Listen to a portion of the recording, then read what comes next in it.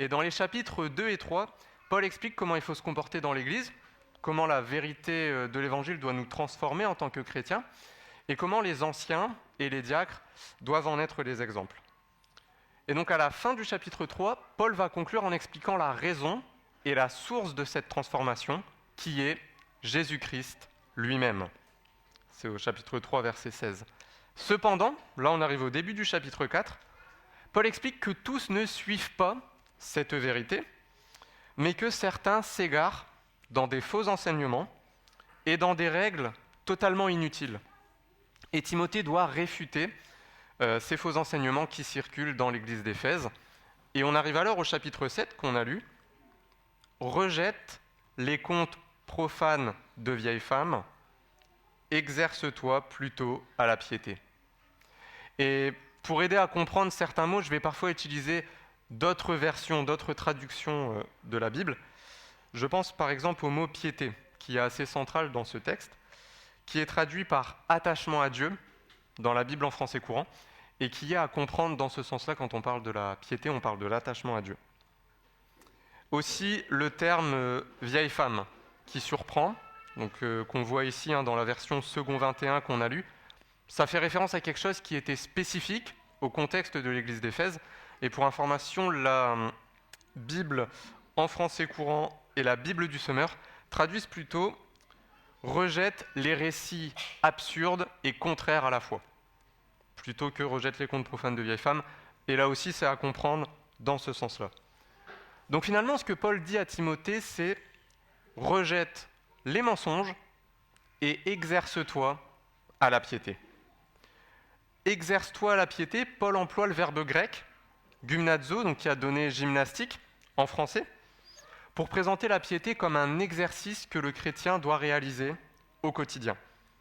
C'est-à-dire qu'au quotidien, le chrétien doit s'exercer à chercher Dieu, s'exercer à persévérer dans la foi, à la mettre en pratique, s'exercer à demeurer en Dieu. Et Paul va développer cette idée dans les versets suivants. Mais on voit que Paul dit d'abord de rejeter. Rejeter tout ce qui est absurde et contraire à la foi, pour ensuite s'attacher, s'entraîner à s'attacher à Dieu. Et un moyen, je pense, de comprendre le rapport entre ces deux ordres de Paul, c'est le fait que les mensonges autour de nous sont tellement nombreux et parfois tellement subtils qu'on doit continuellement faire ce travail de s'exercer à nous attacher à Dieu, à s'attacher à la vérité, pour ne pas laisser ces mensonges nous détourner. Rejeter ce qui est contraire à la foi simplement, uniquement, n'est pas suffisant en tant que tel. Le plus important est surtout de les remplacer par la vérité. Et l'exercice de s'attacher à Dieu va toujours découler de ce que nous croyons au plus profond de nous-mêmes, et c'est pour ça qu'on doit toujours s'assurer de filtrer nos pensées pour toujours croire à la pure vérité de l'Évangile, ce qui aura pour effet qu'on va se laisser façonner par elle afin de nous attacher à Dieu pour l'aimer toujours plus. L'aimer de tout notre cœur, de toute notre âme, de toute notre force, comme il est dit dans le Deutéronome. Rejeter ce qui est mensonger pour s'attacher, pour s'exercer à la piété, s'exercer à s'attacher à Dieu, c'est le seul commandement qui est donné dans ce passage. Et tout le reste, les versets suivants, Paul va expliquer pourquoi est-ce qu'il faut faire ça. Donc parmi les 3 grandes raisons de nous exercer à nous attacher à Dieu, on voit la première, le fait que s'attacher à Dieu, c'est s'attacher à la vérité. Et on va maintenant voir en deuxième partie que s'attacher à Dieu, c'est s'attacher à la vie. Et là, on arrive au verset 8, où Paul nous dit « L'exercice physique est utile à peu de choses, tandis que la piété est utile à tout. » Le verset préféré des chrétiens qui n'aiment pas le sport, et qu'on entend des fois souvent citer, mais là aussi un peu en second degré dans ce contexte-là. Mais quand même, contrairement à une interprétation assez répandue, Paul ne met pas ici en opposition l'activité physique avec la piété, c'est plutôt à voir comme une analogie. Paul explique pourquoi on doit s'exercer à la piété, c'est-à-dire pourquoi on doit s'exercer à nous attacher à Dieu, à lui obéir, à vivre une vie conforme à sa volonté, en prenant l'exemple du sport. Cette idée a commencé dès le verset 7, quand Paul a employé le verbe grec, gymnazo. Il reprend le mot gymnasia au verset 8, quand il dit « l'activité physique, l'exercice physique est utile à peu de choses », il emploie le même mot. Il emploie volontairement et de façon intentionnelle le champ lexical du sport pour faire référence au travail de la piété. Alors qu'est-ce qu'il faut en comprendre ? C'est que le sport, l'activité physique, au sens large, on pourrait dire caractérise la vie humaine. Une activité physique qu'on pratique régulièrement est bénéfique. Ça caractérise une bonne hygiène de vie, ça permet d'entretenir un bon niveau de santé physique. C'est aussi utilisé comme un moyen d'améliorer sa santé. Je pense par exemple aux kinésithérapeutes qui font faire différents exercices aux personnes qui souffrent par exemple de problèmes de dos ou de problèmes de motricité. Le sport va être un moyen qui va permettre d'améliorer cette condition. Et dans la culture gréco-romaine des Éphésiens, comme dans notre culture, le sport est vu comme un moyen de devenir meilleur, un moyen de se dépasser soi-même, de discipliner son corps. Il y avait plusieurs villes de cette région, dont la ville d'Éphèse, qui avaient des gymnases à disposition des citoyens pour venir s'entraîner et qui étaient aussi utilisés pour former la jeunesse au travers du sport. Un principe qu'on retrouve également de nos jours. On a par exemple en France le ministère de la Jeunesse, de l'Éducation nationale et des Sports, réunis dans un même ministère, même si avec les Jeux Olympiques, ils ont changé l'appellation. Et donc, utiliser l'image du sport, c'était quelque chose de parlant pour les Éphésiens, quelque chose de parlant pour Timothée lui-même, qui était de culture grecque de par son père, et quelque chose de parlant pour nous aussi, notamment avec le contexte des Jeux Olympiques qu'on a eu à Paris. Mais ce que Paul nous dit, c'est que l'activité physique reste utile à peu de choses, mais que la piété est utile à tout. Pourquoi ? Parce qu'elle a la promesse de la vie présente et de la vie à venir. En fait, si l'activité physique caractérise la vie humaine, la vie terrestre et temporaire, la piété, l'attachement à Dieu, caractérise la véritable vie. S'exercer à la piété, c'est difficile, parce que tout, dans ce monde, dans notre propre chair, nous pousse à nous détacher de Dieu. Et donc, obéir à Dieu, ça va impliquer littéralement de nager à contre-courant en permanence. Paul est honnête avec nous, c'est difficile, c'est intense, mais c'est la preuve que nous sommes vivants. Et c'est là où on arrive à un point, je pense, extrêmement important. Si on regarde l'analogie avec le sport, il n'y a personne qui fait du sport afin d'être vivant.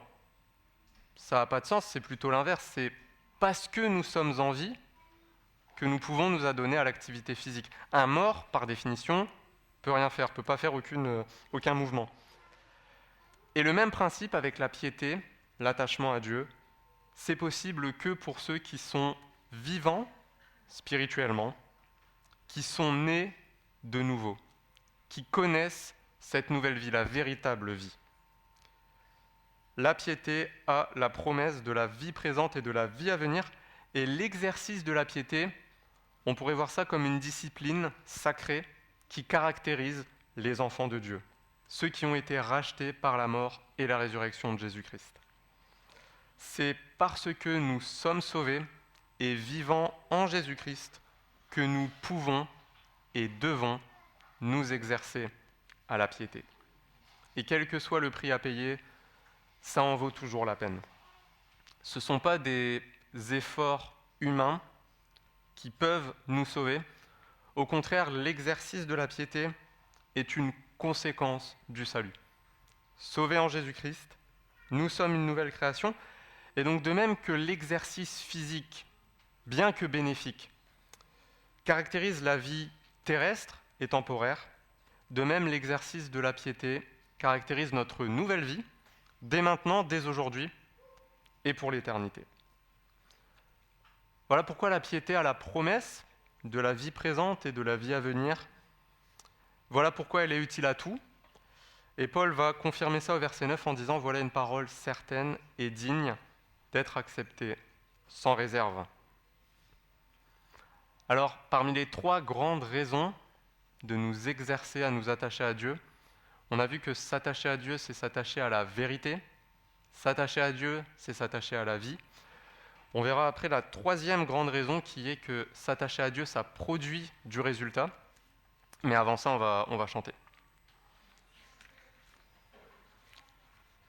S'attacher à Dieu, ça produit du résultat.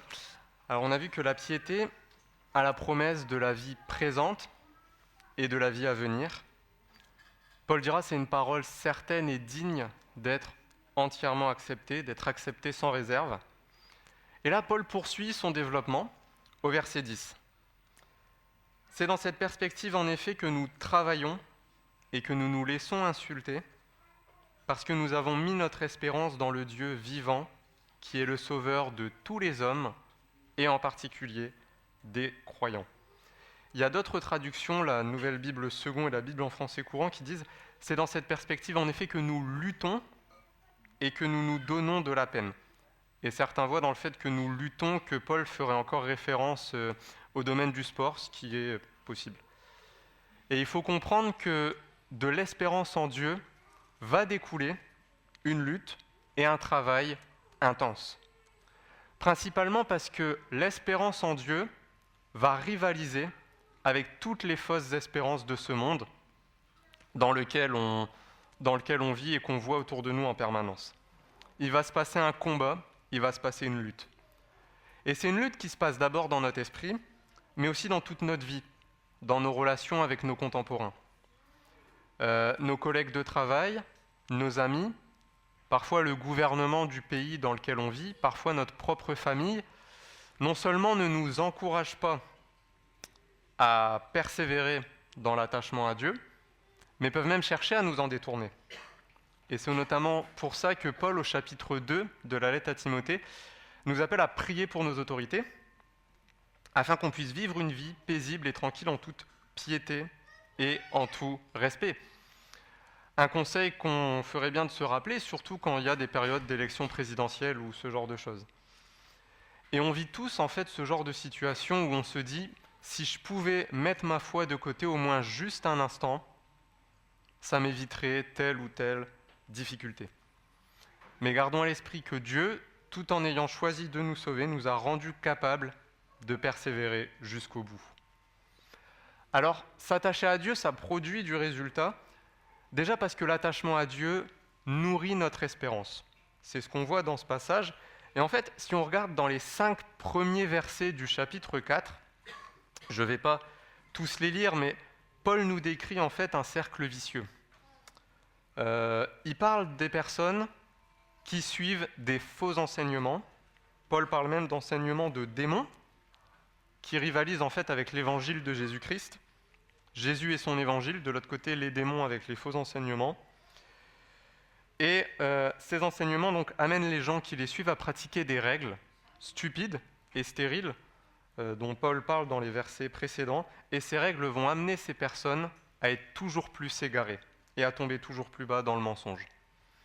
Et en opposition à ça, dans les versets 7 à 10 qu'on voit, Paul décrit un cercle vertueux. Ceux qui mettent leur espérance en Dieu, cette espérance les amène à œuvrer pour ce qui a une valeur éternelle, et ce travail les fait grandir dans l'espérance et dans la promesse de la vie éternelle. D'un côté, un cercle vicieux. Des démons avec des faux enseignements qui amènent à pratiquer des règles inutiles et stériles et qui font qu'amener plus d'égarements et s'enfoncer toujours plus bas dans le mensonge qui amène à la mort. D'un autre côté, un cercle vertueux. Jésus-Christ, avec le message de l'Évangile, qui nous garantit une vie sauvée et éternelle, qui nous amène à employer cette vie présente pour persévérer pour ce qui a une portée et une valeur éternelle et infinie. Et ce travail va renforcer notre foi et va renforcer notre espérance. S'attacher à Dieu, ça produit du résultat. De plus, l'attachement à Dieu va témoigner de l'Évangile parmi les résultats produits. Parce que dans le contexte de cette lettre, Timothée doit incarner l'Évangile pour l'Église d'Éphèse et pour ceux qui sont perdus. Et le salut des gens perdus, c'est un thème important de la lettre à Timothée. On va retrouver plusieurs versets qui en témoignent. Et dans notre passage, une mention où Dieu qui est présenté comme le Dieu vivant, sauveur de tous les hommes, et en particulier des croyants. À comprendre, je pense, dans le sens que Jésus est le moyen unique et exclusif de salut pour tous les hommes, quels qu'ils soient, et donc seuls sont sauvés ceux qui placent leur foi en lui. Pour Timothée, comme pour nous, notre attachement à Dieu va permettre de témoigner de l'Évangile à ces personnes. Le message de l'Évangile qui en fait ne se communique pas seulement par des paroles, mais bien plus par une vie entière, par des actes, par un comportement, par une attitude. Et j'ai par exemple un groupe d'amis non chrétiens que je connais depuis le début du lycée, donc ça fait à peu près 10 ans. Et quand ils ont su que j'étais chrétien, ça avait suscité pas mal de questions et pas mal de discussions, mais au début, sur les premiers mois. Et donc pendant ces premiers mois, quand ils ont appris que j'étais chrétien, on avait pas mal de discussions sur le sujet. Mais quand ils ont eu la plupart des réponses à leurs questions, on avait de moins en moins de discussions sur le sujet. Et finalement, c'était plus de l'observation. On continuait à se côtoyer au quotidien pendant toutes les années d'études. Et donc, ils voyaient ma vie. Et c'était ça, finalement, le témoignage que j'allais avoir principalement auprès d'eux. Même si on allait avoir encore quelques discussions occasionnelles. Et le témoignage que j'avais les premiers mois se faisait surtout de manière verbale, mais ensuite, au travers de mon comportement, c'était un témoignage très imparfait, constamment perfectible, encore aujourd'hui, mais c'est pour ça aussi que Paul nous encourage à persévérer et à nous exercer à la piété, puisque Dieu utilise ça pour témoigner autour de nous. Assurons-nous en tant que chrétiens, et la lettre à Timothée encourage beaucoup à ça, à avoir des vies en cohérence avec l'évangile dans lequel nous croyons. C'est d'autant plus valable avec les personnes avec qui on vit au quotidien, au sein de la famille, au sein du couple et auprès des collègues de travail. Beaucoup de témoignages de personnes, que ce soit des personnes qui sont grandies dans l'Église ou qui viennent de différents arrière-plans, sont venus à Jésus au travers de l'Évangile qu'ils ont entendu, bien évidemment, c'est indispensable, mais aussi au travers de vies, d'exemples de foi mis en pratique qu'ils ont pu voir autour d'eux et qui les a amenés à une vraie réflexion sur l'Évangile qu'ils ont entendu. Notre attachement à Dieu a un impact puissant auprès des personnes qui nous entourent. Alors, ce qu'il faut en conclure, je pense, Paul dira déjà au verset 11, « Transmets ces instructions et enseigne-les », ce qui montre que ces préceptes-là ne s'appliquent pas seulement à Timothée, mais bel et bien à l'ensemble des chrétiens d'Éphèse et par extension à chacun de nous ce matin. Les 3 grandes raisons de nous exercer à nous attacher à Dieu. S'attacher à Dieu, c'est s'attacher à la vérité. S'attacher à Dieu, c'est s'attacher à la vie. S'attacher à Dieu, ça produit du résultat. S'attacher à Dieu, s'exercer à s'attacher à Dieu, c'est persévérer dans la foi, persévérer dans l'obéissance à Dieu. Ça nécessite de la remise en question, de la persévérance, des prières, des luttes, la présence de l'Église et des frères et sœurs. Et cet entraînement spirituel est nécessaire au quotidien parce que notre nature charnelle et le monde et le diable sont tous les jours à l'œuvre pour nous en détourner. Et notamment en nous promulguant des centaines de mauvais conseils et de soi-disant de bonnes raisons de ne pas nous exercer à chercher Dieu. Et aussi longtemps qu'ils agiront dans ce sens, ce sera une lutte et un combat. Et pour les Éphésiens comme pour nous, ces récits, absurdes et contraires à la foi, sont des mensonges, des faux conseils qu'il faut rejeter.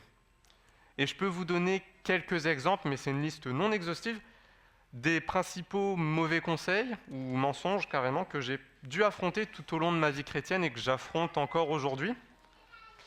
Je pense le premier, et on l'a tous, je pense, beaucoup entendu, c'est l'idée que la vie est courte et passe très vite, alors il faut en profiter un max.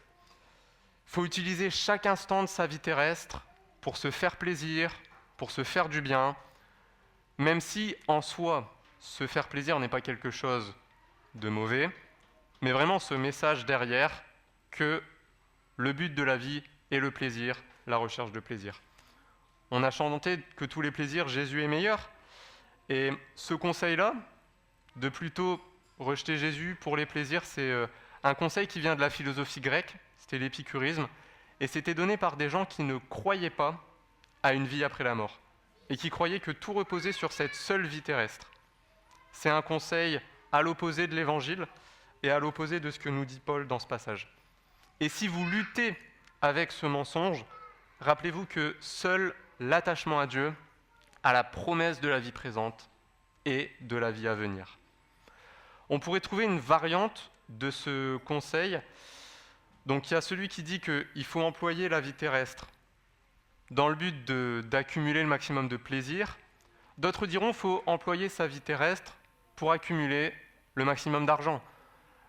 Aujourd'hui, c'est devenu presque impossible d'aller sur Internet ou sur les réseaux sociaux ou sur YouTube sans tomber sur une publicité ou un extrait vidéo d'une personne qui prétend vendre des formations en ligne, qui explique comment devenir riche, comment atteindre la liberté financière ou ce genre de choses.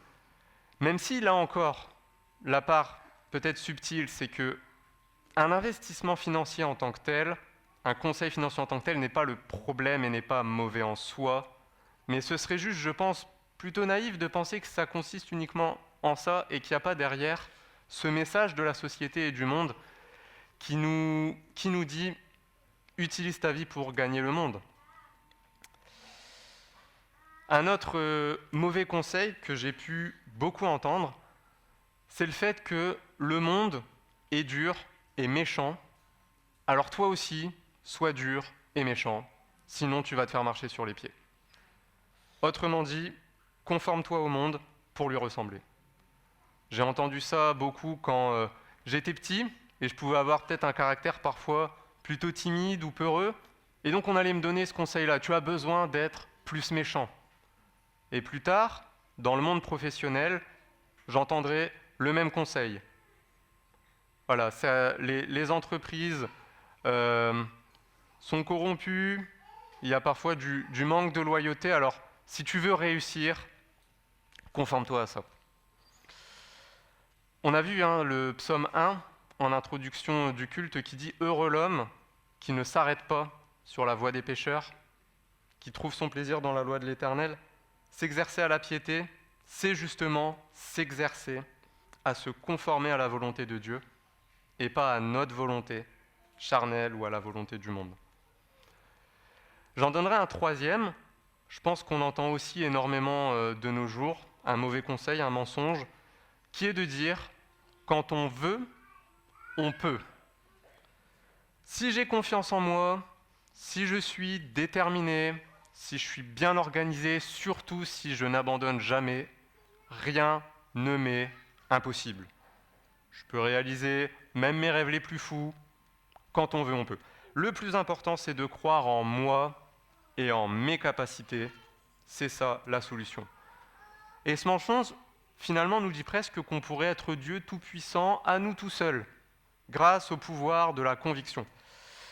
Et voilà une autre fausse bonne raison de ne pas chercher Dieu et de ne pas se soumettre à lui. S'exercer à la piété, c'est s'exercer à faire passer sa volonté avant la nôtre et à lui remettre chacun de nos plans et à nous confier en lui. Et là, la liste est encore longue. J'en ai juste cité quelques-uns. Je n'ai pas parlé de toutes les fausses croyances qu'on entend sur le matérialisme, sur l'argent, sur la sexualité. Si je ne travaille pas quotidiennement pour m'attacher à Dieu et à la vérité, ce sont ces mensonges, ces mauvais conseils qui vont gagner du terrain dans mon esprit et qui vont petit à petit influencer ma vie. Influencer mes paroles, mes choix, mes actes, mes décisions.